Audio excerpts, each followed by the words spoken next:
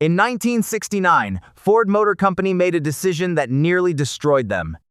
Not a small mistake, not a minor miscalculation, a decision so expensive, so logistically insane, so financially dangerous that senior executives at Ford's headquarters in Dearborn, Michigan sat in boardrooms and genuinely argued about whether the company could survive it.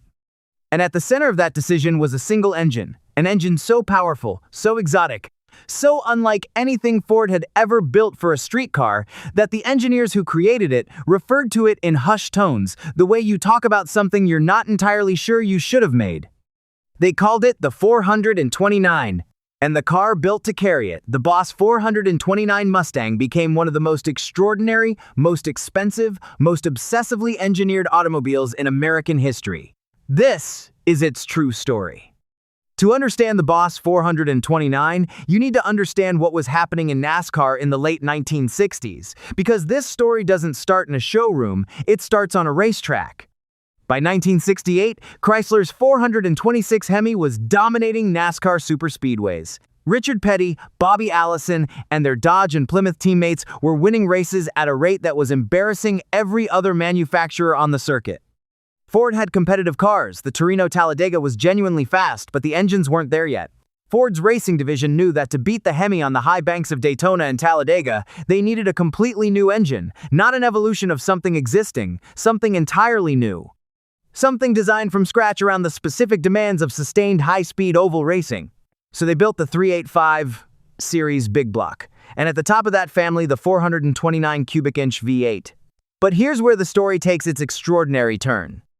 NASCAR had a rule that would cost Ford an almost unimaginable amount of money. To race an engine at NASCAR, that engine had to be available in a production street car. And not just available, it had to be installed in a minimum number of cars actually sold to the public. The number NASCAR required was 500 units. 500 cars. That was all Ford needed to build to homologate the 429 for racing. But there was a problem, a very large, very expensive problem. The 429 racing engine was too big, physically too large. It could not fit in the standard Mustang engine bay without major modifications. The front suspension, geometry, the shock towers, the firewall, everything was in the way. Ford had two choices. They could redesign the engine to fit the car, or they could modify the car to fit the engine. They chose to modify the car, and what followed was one of the most expensive and logistically complicated production decisions in American automotive history. Ford contracted an outside company, Kraft, an automotive engineering firm in Brighton, Michigan, to perform the conversion.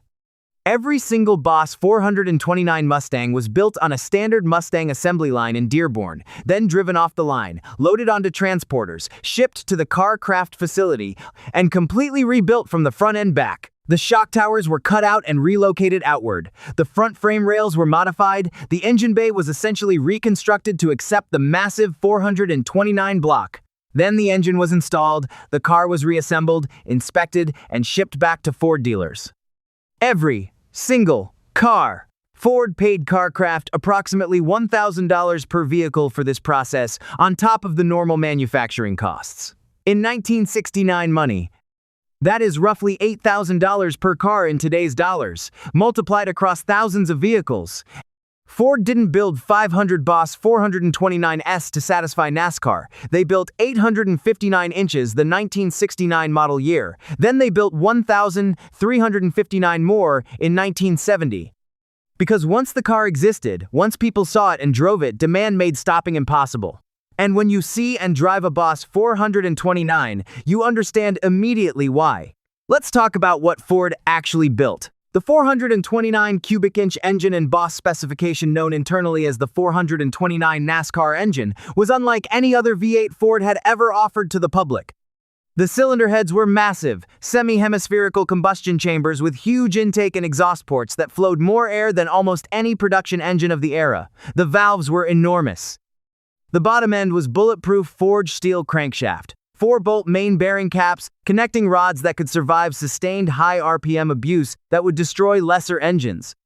Ford officially rated the Boss 429 at 375 horsepower. And by now, you already know what that means. That number was wrong, deliberately wrong. Independent testing consistently showed the Boss 429 producing 500 horsepower or more in proper tune. Some racing-prepared versions pushed significantly beyond that.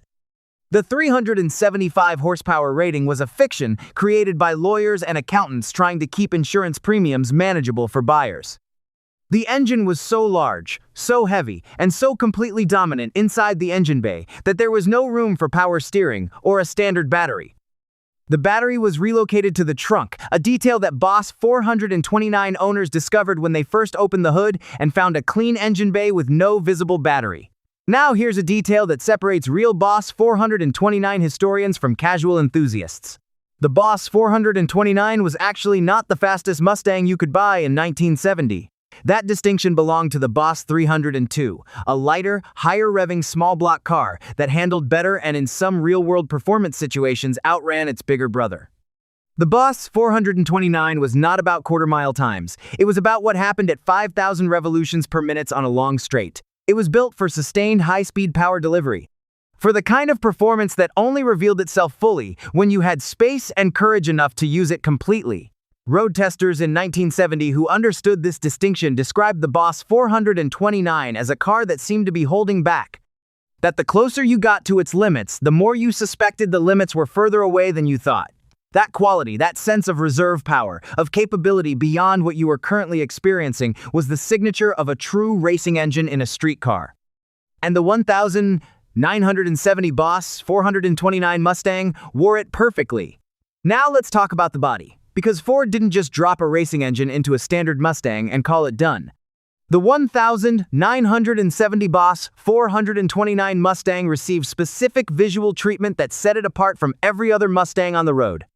The sports roof fastback body, the most aggressive Mustang body style available, was mandatory. No coupe, no convertible, only the fastback, with its long sloping roofline and aggressive rear window treatment. The hood featured a functional NASCAR-style hood scoop, not a decoration, an actual functional cold air intake that fed cool outside air directly to the engine. The front spoiler was designed in a wind tunnel. The specific striping was bold and unmistakable. Ford offered the 1970 Boss 429 inches colors that matched its personality. Grabber blue, grabber orange, grabber green, pastel blue, medium yellow. These were not subtle colors for subtle people. These were colors that announced the car's presence before you heard the engine. And then you heard the engine. Contemporary road testers struggled to describe the sound of a Boss 429 at full throttle. Not the bark of a small block, not the thump of a standard big block. Something deeper.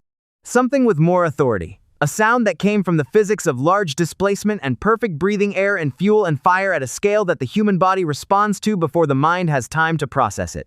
Motor Trend tested a 1970 Boss 429 and recorded 0 to 60 in 7.1 seconds, a quarter mile in 14.09 seconds at 102.8 miles per hour. Those numbers seem modest compared to the Roadrunner and Chevelle figures we've discussed in previous videos. But those numbers were recorded with street tires, full exhaust, and emissions equipment intact.